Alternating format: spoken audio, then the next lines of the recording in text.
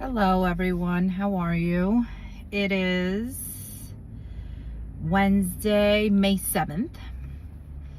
I am at work already and I tested the phone, the message because, the recording, I shouldn't say the message. The recording because I'm in my husband's car again and I want to make sure that you could hear me. So, the topic I wanted to, and don't mind the mess behind me. It's actually some compra of some merchandise that I had to bring to work today. That's why I have his car. Anyway, so like I mentioned, is Wednesday, May 7th. And the topic I wanted to discuss today was struggle. Struggle came to mind because I think that's a topic that every single human being can relate, even children, adolescents, adults, the elderly. Everyone can deal with struggle because there is some sort of struggle for everyone. I mean, it's at a different level or different stage in each individual person's life. And something everyone or a lot of people talk about is that we think that our own struggle is bigger than anyone else. And when someone's telling you their struggle and what they're going through, sometimes you may think, I wish that was my struggle. You know, I wish that's what I was worried about, but vice versa. That person, you may share your struggle and what you're overcoming or what you're trying to deal with. And that person may think, well, what your struggle is, that's nothing. But it's also because you have to look at the perspective of it. So my perspective of my specific struggle is huge. It's high because it's mine. Like, I feel it. I'm living it. I'm in it. You're not. And that's why I think when people say, like, think about your issue right now and how you will feel in 5 years from now. So in 5 years, wherever you think you will be, because you may think you'll be somewhere and you may not be there. How do you think you're going to feel about that situation you're dealing with right now? That hard thing. Is it going to matter? Is it not going to matter? Because struggle has different meanings to different people. Like, I was talking to someone yesterday and he's going through a struggle. He's going through a lot. And I remember when I ended the conversation with him, as I was ending the conversation, I said, listen, we got to look at the good things in our life. We got to look at the positive. Like, you don't have you don't have an illness, like a terminal illness that you know you can't overcome or you can't surpass. Like, you're healthy, you're young, you're smart. You have so many good things going for you. You have so many people that love you.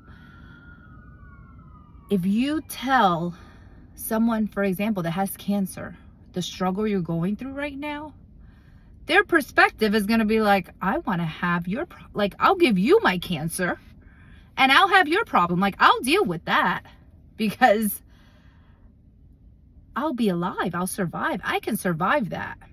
Cancer, you know, and again, there's a perspective. There are many people that have cancer and they overcome it.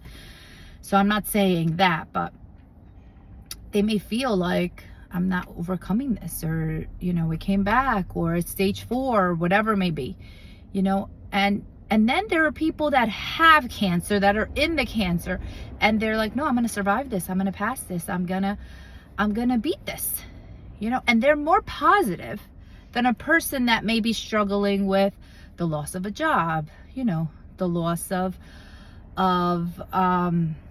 income, or of something that you can recoup.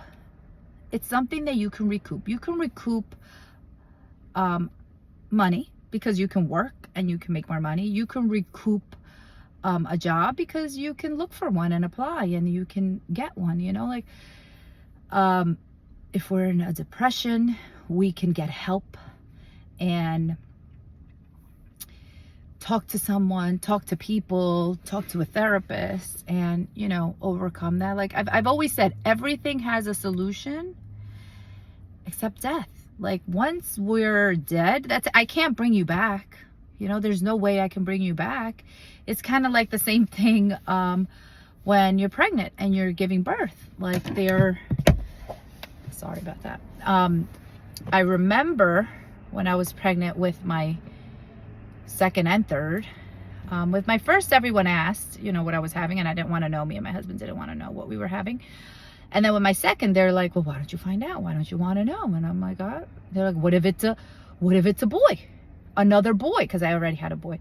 You know, what if it's a girl? Like, you're not going to be prepared. And I remember saying, first of all, whatever I get, if I get another boy or if I get a girl, I'm not returning the baby. Like, I'm keeping it, regardless what it is. It could be a boy, a girl, whatever it is, you know, a hermaphrodite, what I think that's what they call them. Whatever it is, I'm keeping it because it's mine. It came from me. So boy, girl, whatever. And then I remember saying, and all I got to prepare for is a baby. Like, it doesn't, yeah, but what about the blues and the pinks? It doesn't matter. I remember my son had a pink like onesie that someone gave us when they didn't know what I was having. I put that pink onesie on my son. Who cares? It's a baby. Like, a baby needs diapers, clothes, bottles. Like, and I get it. Some people like to keep it consistent and gender, you know, specific, whatever. That's fine.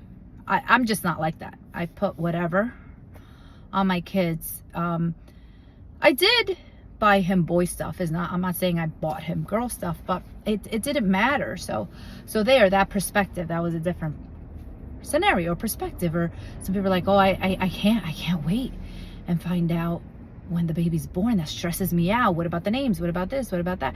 So those are things that stress some people out, but it doesn't stress me out. What stressed me out was when my son was born and I saw a white dot in his eye. I'll never forget. I was like, he has a white dot in his eye. He has a white dot in his eye. And I kept telling the doctors, and they were like, no, he doesn't. He's fine. And I was like, no, he's not. He has a white dot in his left eye. Like, as soon as they handed him to me, I checked him out, and that was like consuming me. I was like, my son's gonna be blind. He's not gonna be able to see. And it was like a big thing. And everyone was just like, what are you talking about? There's nothing there. And literally, it took a few doctors to look at him with a flashlight and see the dot I was referring to. He's fine. He's been checked. When he was born, he was checked once a month. Then it became every 6 months and once a year. He's fine. He can see from that eye. Nothing was ever done to take the white spot out of his eye that was right in the center of his pupil. But anyway, but see, that's something that was stressing me out. It was consuming me. And my husband was like, it's fine. The doctor said it's fine. It's fine. So that's also the perspective of the person and it's anything. I mean, everyone has a different perspective, different values, different things that affect them, which have to do with many things: our upbringing, our environment, who we're around. So I realized that everyone is going through some type of struggle. You could talk to anyone. Like, I could talk to my 7-year-old daughter, and she struggles with things at school. I don't like reading and writing. Like, that's her struggle. I'm not good at it. And I'm like, yeah, you just practice. Keep practicing. You'll be good. Trust me. Practice makes perfect. Math. Do you like math? She loves math, but she's a genius in math. She could do it with her eyes closed. So I get it. Her struggle is reading and writing, which was also my struggle and my older son's struggle. My 12, soon to be 13-year-old, her struggle is math. So she has a different type of struggle. She's great at reading and writing, history, like English, everything. She's great. Math she struggles with. So everyone has some type of struggle. My daughter also, my 12 going to be 13, a struggle that she has, and many people wouldn't think she does. And this I say because a friend of mine once had said to me that she wanted to thank me because my daughter, my 12-year-old, said to her daughter, which was a little thicker than my daughter, because I guess she was complaining that she felt she was fat, she had a big tummy, this and that, whatever. So my daughter said to her, and at this time I think they were like 5 or 6, and she said that my daughter said to her daughter, you're unique, you're special, like that makes you special, that makes you you. And she said to her, look at me, I have eczema, and eczema makes me special, it makes me unique. That's what my mom tells me. And you know, she loves me with my eczema, without my eczema, whatever. So you don't have eczema, but you're a little thicker than me, and that's okay, that makes you special. And my friend said that made her daughter feel so good. Mind you, these are young kids, 5-6-year-olds, but her telling me, and I said to her, I appreciate you telling me that, because that means a lot. I try really hard for these kids to have a good self-image, as well as give it to others, to their friends. And she said to me, well, your daughter's fine, she has nothing to worry about because she's so beautiful and skinny and thin. And I said, what? And she said, yeah, she's thin, she's perfect, like she has nothing to worry about. I said, no, my daughter struggles with her weight, she feels she's fat. And she was like, no, absolutely not, she's thin. And my daughter is thin, she's fit, she's very active, so she's always moving, and she has a thin, fit body. But I said, no, she struggles with that. She mentions it, like there are times that she'll be like, I'm hungry, and she literally just ate, and I'll be like, you just ate, are you calling me fat? Those words did not come out of my mouth. I did not call you fat. I just said that you just ate 10 minutes ago. So how are you hungry? It wasn't 10, it was 15 minutes ago. You just ate. Maybe you're not eating enough, maybe you just need a snack, whatever. Point is, my thin, beautiful daughter, who I feel she's beautiful, you know, has self-image issues about her weight, that she feels she's heavy, and she has a belly. There's no belly there. And I always tell my kids my story of when I was younger.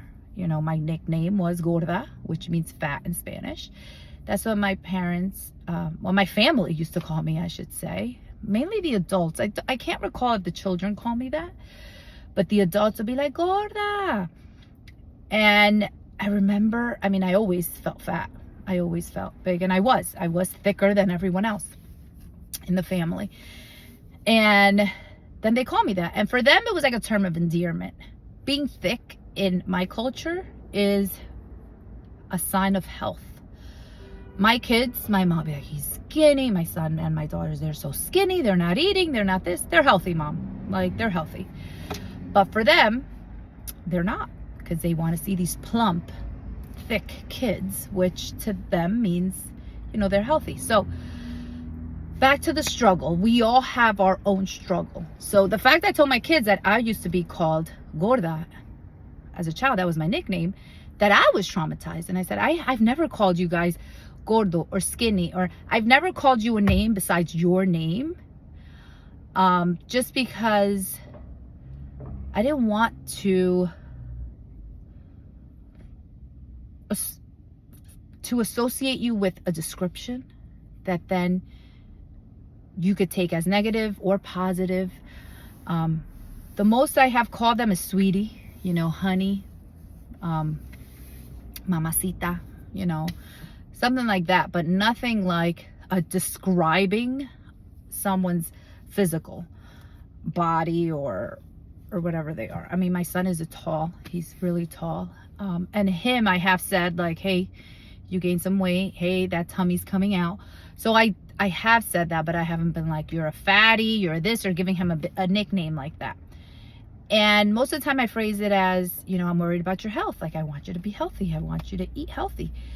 So that's how I try to phrase it, just because of the struggle I went through growing up and living with that and thinking about that. But I realized the older you get, the more you talk about it, the more open you are about it, the better and easier it gets. So every struggle has a stage, I feel. And then it's not like we ever end a struggle. You leave one struggle to go into another struggle. Like, just like, okay, I left that issue, but now I have this issue. Like, that's life. And from listening to podcasts and listening, and reading some books that I'm reading, I realized that everything is about how we manage it. Like, there are people in my life that I look at and I'm like, nothing stresses him out. Like, he's as chill as a cucumber and his world is falling apart. But I really don't know what's going on inside this person. Or he'll joke, and that could be his defense mechanism. He just jokes about it.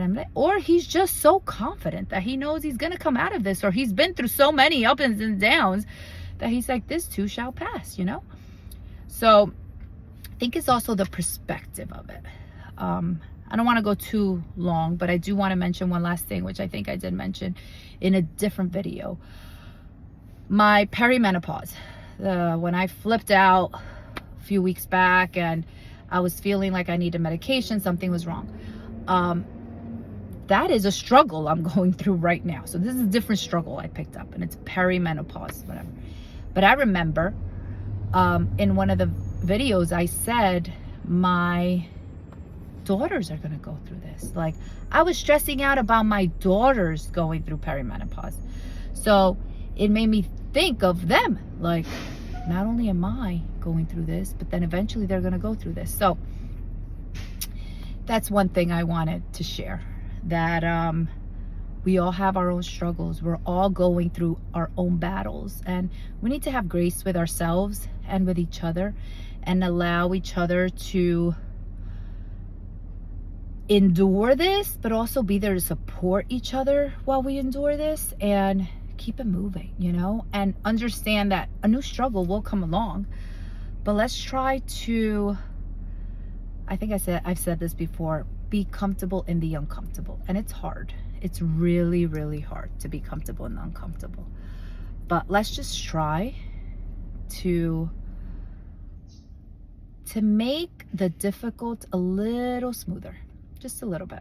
All right? So we we'll end this here. I don't want to go too long, but we're all struggling. Everyone has some type of struggle. So let's help each other. Let's make it positive, and let's make it a productive one. Okay? Take care. Talk to you soon, and until next time. All right? Bye-bye.